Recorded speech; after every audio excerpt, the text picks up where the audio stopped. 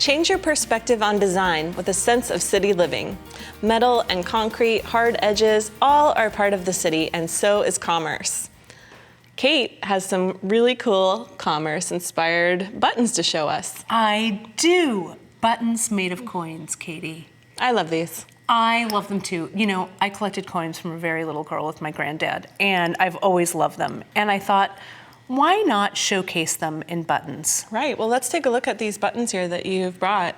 These are some great examples from your collection, huh? Yeah, and you know, once you let people know that you collect foreign coins, people just toss them to you right and left. It's so awesome.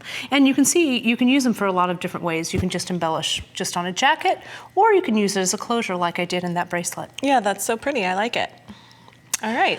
So what you're gonna need is just a group, really, of coins, right? And in order to dap the coins or form the coins into a dome, we need to anneal them. And sometimes, you know, with a foreign coin, you're not really sure what it's made of. So sometimes you have to sacrifice one to the solder gods, or the fire gods. But when you anneal, you're gonna know whether or not it's gonna survive, right? Okay. So you can see, I've got my coins here ready to go. And what I've done, so that I know when they're at annealing temperature, I've used a permanent marker, and I've just made a little scribble on each coin. Okay. And so now I'm gonna fire up my torch, and we're going to anneal them. The Sharpie mark will fade at the correct annealing temperature. So I pop this on, and we'll just come right down with the sweet spot of that flame right onto the coin. And when I do these, I fill my whole solderite board full of coins and just do one after the other. One after the other. And then we're here, and that mark is faded, and we'll go over to this one here. Okay, and again, once that mark is faded, torch is off, annealed, we're ready to go. I grabbed my safety glasses, I almost forgot. I know, right? Safety first, Katie. And also remember, get that fire extinguisher in your studio whenever you're playing with fire. That's good to know. So now what we're gonna do is, these are warm, remember, we've just annealed them with the torch, so we wanna very carefully grab them with our soldering tweezers, and we'll just go ahead and quench them right in our quenching bowl.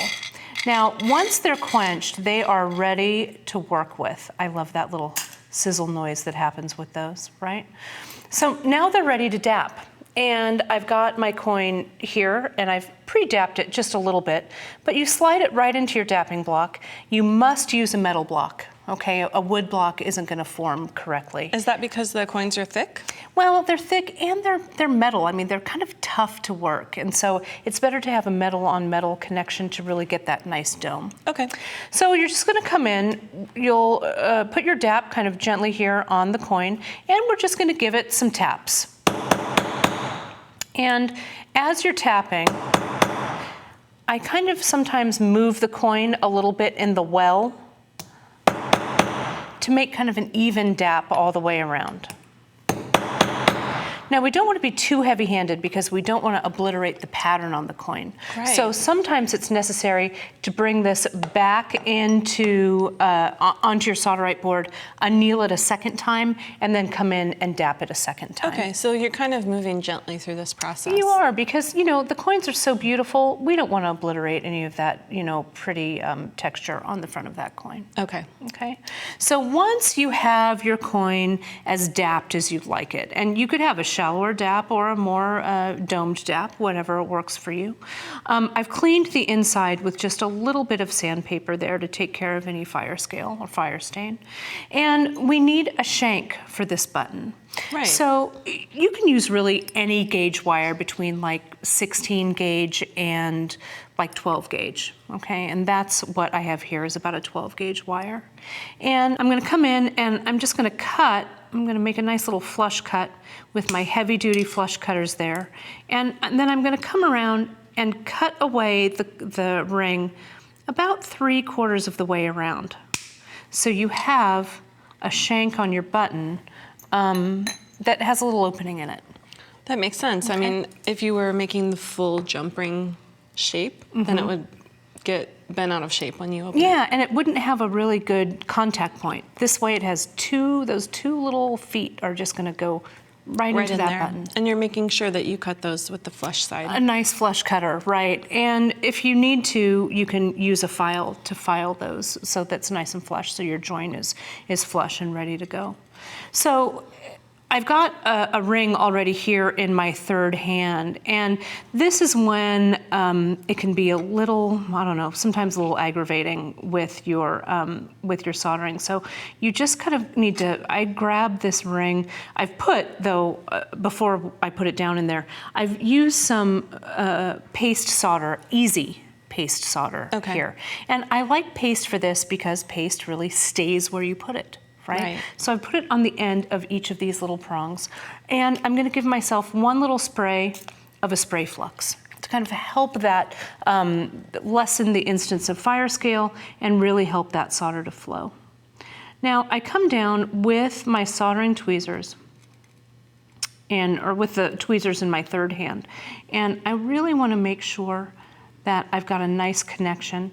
Sometimes if the tweezers, the tweezers, you want to kind of lean them on the ring this. Just to help hold it in place. Yeah, it's more like a little holder rather than grabbing it and pushing it down.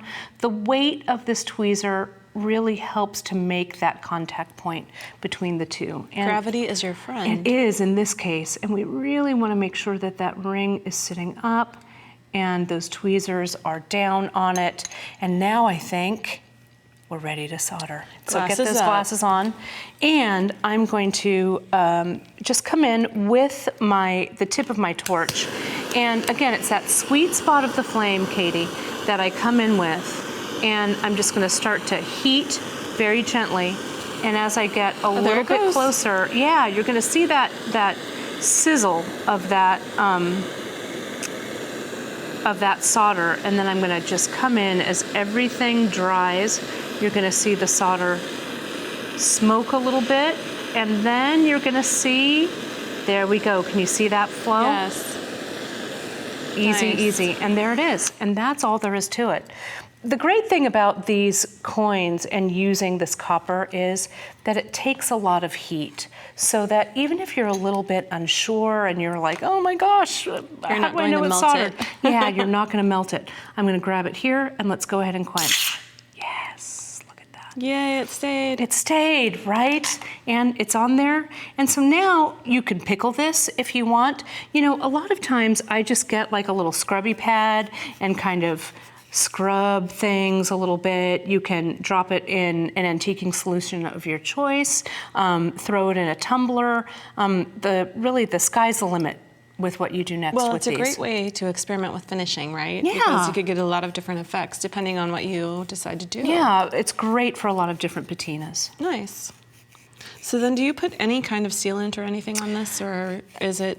You know, I really think that that's kind of a personal choice. I don't really, because I like the way you can see the buttons that I've made over there. You know, coins are meant to age over time. So I kind of like that natural aging that you get with the metal with the coin. But you can see, even with this little metal scrub, how nice of a finish comes up on that. And it may not even need any antiquing. Right, and I kind of like the idea of the purist in me wants it to be the way it was. The way it was, when I found it, exactly. or when I didn't spend it on my trip to Ireland. Right, yes, Yeah. this one. And I just think they're so lovely. You can find a coin that has a special date on it that commemorates, something that, is important in your life or something like that. The sky's really the limit with these fun little things. All right, well, thank you so much, Kate. This You're was welcome. fun. Thank you, Katie. It's been fun to have the torch out. Yeah, it's always good times. Yeah.